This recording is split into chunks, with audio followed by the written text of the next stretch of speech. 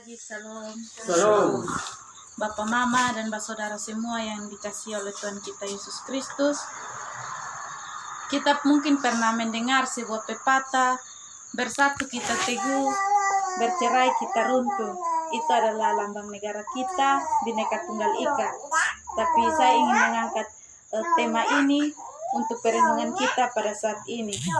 Bapak, Mama yang saya kasihi dalam Tuhan kita Yesus Kristus, berikut bacaan kita hari ini adalah nasihat supaya bersatu dan merendahkan diri seperti Kristus. Kalau kita bicara tentang bersatu sendiri, itu artinya hanya satu atau tidak tercerai-berai, tidak terpisah-pisah, tetapi hanya satu. Bapak, Mama, dan saudara-saudari semua, surat ini ditulis oleh Rasul Paulus sendiri kepada jemaat di Filipi saat dia waktu itu ada dalam penjara. Jadi ketika dia ada dalam penjara, dia memiliki sebuah kekhawatiran bahwa bagaimana keadaan jemaat yang ada di Filipi saat dia berada di dalam penjara sendiri. Pasti mereka masing-masing membawa dirinya dengan kepentingan masing-masing dan tidak memiliki kesatuan dalam persekutuan mereka sendiri. Nah, Bapak, Mama, saudara-saudari yang dikasihi oleh Tuhan kita Yesus Kristus, nasihat yang diberikan Paulus kepada jemaat di Filipi ini dengan tujuan untuk memberikan mereka nasihat untuk bersatu seperti dalam bacaan kita. Sebagaimana identitas kita sebagai orang Kristen adalah bersatu dalam kasih. Kita tahu bahwa hukum terutama adalah kasih, mengasihi Allah dan mengasihi sesama. Dalam bacaan kita dalam ayatnya yang pertama, di situ dijelaskan bahwa dalam Kristus ada nasihat, ada penghiburan kasih, ada persekutuan roh dan kasih mesra, ada kasih mesra dan belas kasihan. Artinya di luar Kristus tidak ada yang namanya kasih, di luar Kristus tidak ada yang namanya belas kasihan, tidak ada persekutuan roh. Di sini Paulus mau menegaskan bahwa di dalam Kristus sajalah ada kasih. Nah, Bapak, Mama, dalam rumah tangga ini,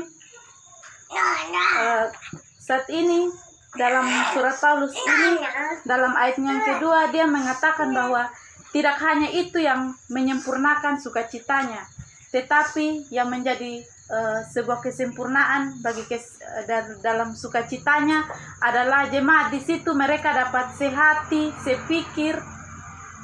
Ya, kalau kita mau berbicara dalam kehidupan kita, tentu mau bilang sehati, sepikir, satu tujuan, tentu gampang untuk kita katakan, tapi sangat sulit untuk kita lakukan, Bapak, Mama. Mungkin dalam rumah tangga kita, mungkin Bapak bilang A, Mama bilang B, anak bilang C. Itu artinya tidak satu, Bapak, Mama. Itu artinya kita masing-masing memikirkan dengan cara pikir kita sendiri, dengan tujuan kita masing-masing.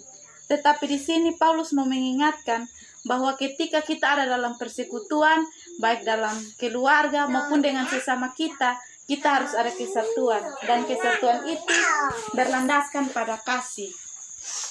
Bapak, Mama, serta saudara-saudari yang dikasihi oleh Tuhan kita Yesus Kristus, ketika kita ada dalam perbedaan pendapat, seperti yang tadi saya sudah sampaikan, coba untuk kita duduk bersama, kita mencari jalan keluar, maka semuanya akan baik-baik saja ketika kita mau untuk membuka diri dan menerima pendapat dari orang lain. Bapak, Mama sekalian,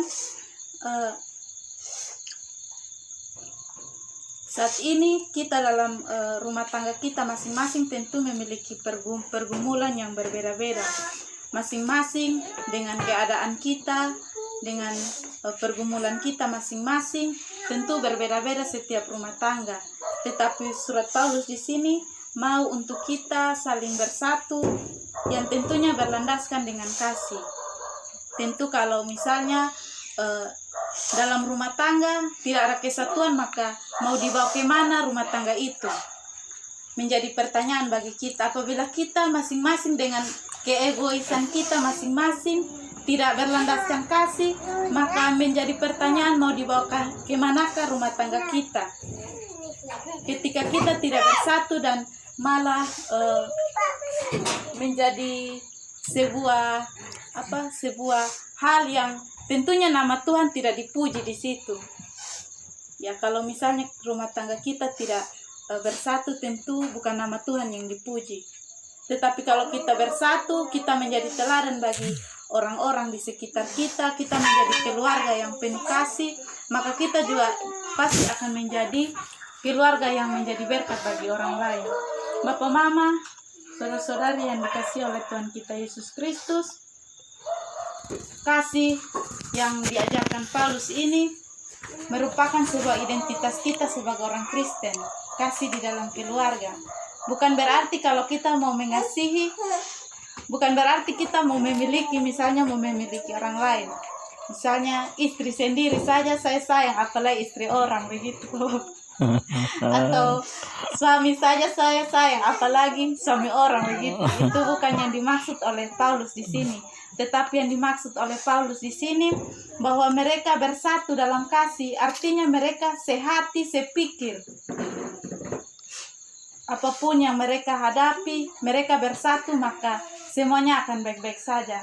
Bapak, Mama, kalau kita lihat tungku dapur saja, kalau hanya 2 pasti tentu parek sudah bisa duduk. Atau harus 3 atau Mama? Pareka kalau 3 batu, maka dia akan duduk ini periuk. Sama juga dengan sapu, misalnya sapu lidi, kalau hanya 1 mungkin kotoran sudah akan tersapu ya Mama. Sudah bisa bersih ini kotoran. Tapi kalau misalnya dia banyak, maka itu kotoran-kotoran akan menjadi bersih.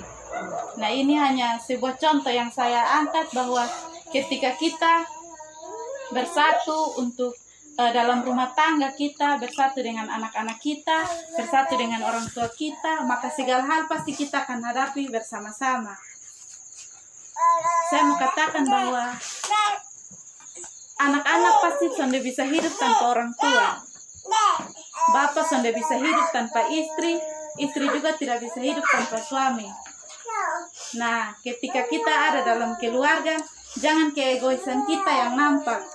Tetapi di sini firman Tuhan benar-benar datang kepada kita mau mengingatkan bahwa persatuan itu sangat penting.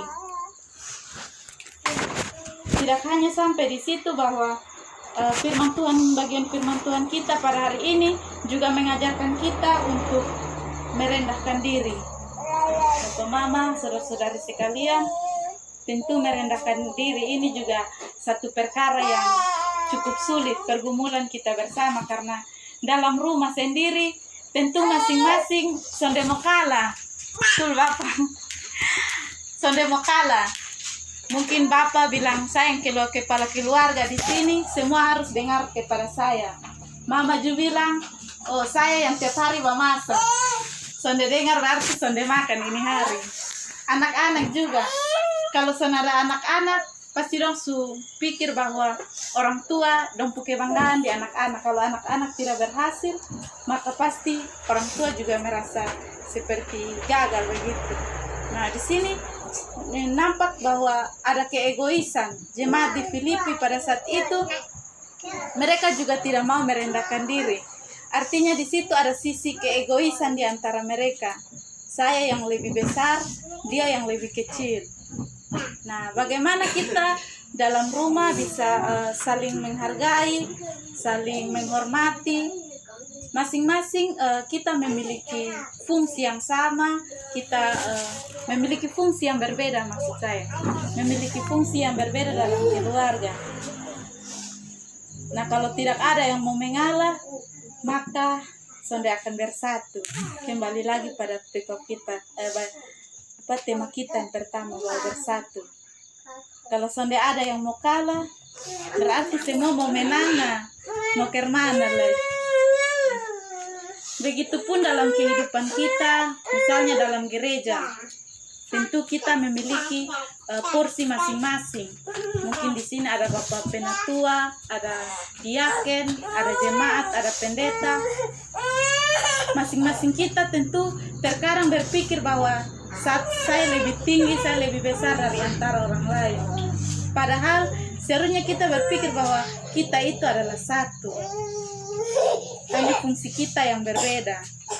Bapak, Mama, saudara-saudari yang dikasihi oleh Tuhan kita Yesus Kristus, di sini Rasul Paulus ingin menegaskan bahwa teladan kita hanya satu, yaitu Yesus Kristus. Dia mau merendahkan diri sampai mati di atas kayu salib untuk menebus dosa-dosa kita. Bapak, Mama, serta saudara-saudari yang dikasihi oleh Tuhan kita Yesus Kristus, tentu ini semua masih menjadi pergumulan kita bersama. Harus bersatu dan merendahkan diri. Saya yakin dan percaya bahwa ketika kita saling mengasihi di dalam keluarga, tentu pasti segala sesuatu dapat kita tanggung bersama.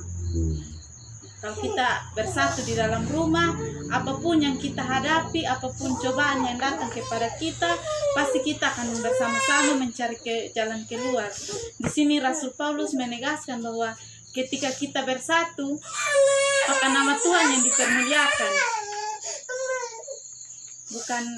Bukan nama Paulus yang dipermuliakan atau nama siapa yang dipuji, tapi nama Tuhan yang dipermuliakan. Seperti ayatnya yang ke-10, supaya dalam nama Yesus semua lutut bertelut, segala yang ada di langit mengaku dan segala lidah mengaku Yesus Kristus adalah Tuhan bagi kemuliaan Allah Bapa. Artinya ketika kita menjadi keluarga Kristen yang memiliki sikap kasih dalam rumah, kita bersatu baik dalam rumah maupun dengan sesama kita, itu menjadi identitas kita supaya nama Tuhan semata yang dipermuliakan. Ini bukan kata Sesita Opan, Bapak Mama, tapi ini kata firman Tuhan. Ketika kita bersatu, maka nama Tuhan dipuji, dipermuliakan.